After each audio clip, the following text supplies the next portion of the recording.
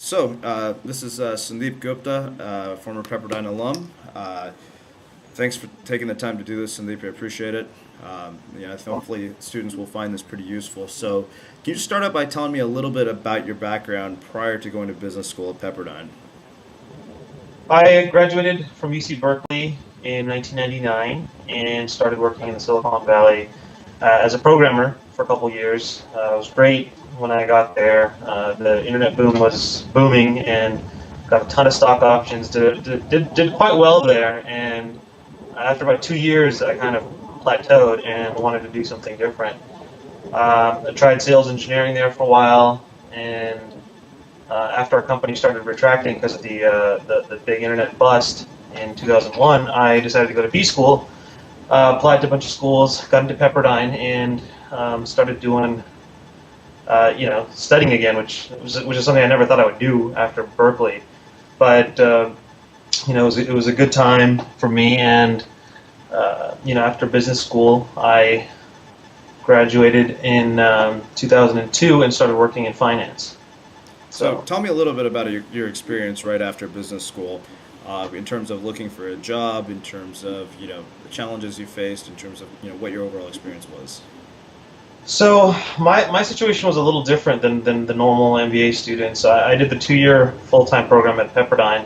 However, my second year was abroad, so I didn't really get that second year to do the networking and the career counseling that a lot of the regular full-time students had. So I was abroad in Brazil for that second year, and it kind of put me back several months versus the other students that were building up their network while still here. So when I got back, I had a few months where I was just struggling and trying to find my way and trying to meet a lot of my old friends and reconnect with my network from my first year. My only tip is if you're planning on doing something abroad, just be prepared to be a few steps behind everybody else, and you're gonna have to work a little harder to get back and really be at the same level as everybody else. Sure. Are there any specific things you did right when you got back to kind of build that network, or to really kind of get the ball rolling again, that you could tell people to do if you were in their shoes, or if you were in that place again? Are there any things you would do differently?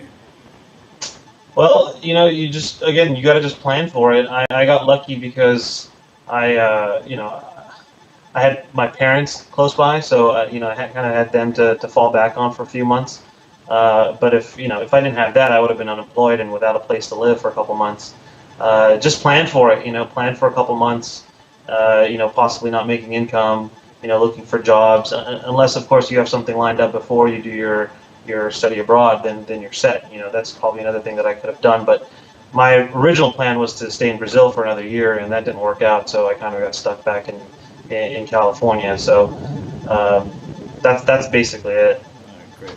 Well, let's talk a little bit about what you're actually doing now. I mean, you've come a long way from your MBA. Clearly you're pretty successful. So tell us a little bit about what your role is. What you've been doing, how you got there.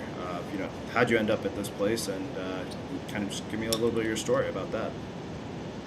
So it's been a long road. I went from programming to finance, and there's some similarities in what both jobs entail. However, I kind of had to start almost over and work my way up. It was quick, after I started working in '04, and now it's '09, so 5 years later.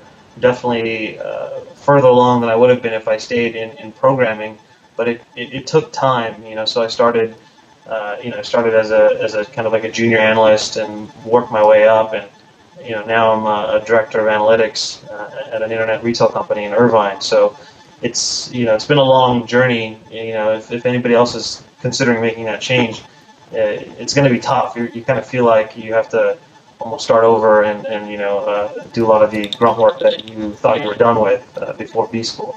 However, if I decided to stay in software or in technology directly, I probably would have had such a drastic decline. Sure, sure. What is the name of your company again? Smart Home? Okay. And just one last question. I think this is something that's kind of on the forefront of everybody's mind since a lot of us just graduated and we're all looking for jobs. What kind of advice do you have for people who are currently students and people who are just recent graduates in terms of the job search and the career? I mean, if you could give them a couple of kind of pieces of wisdom based on where you're at today, like.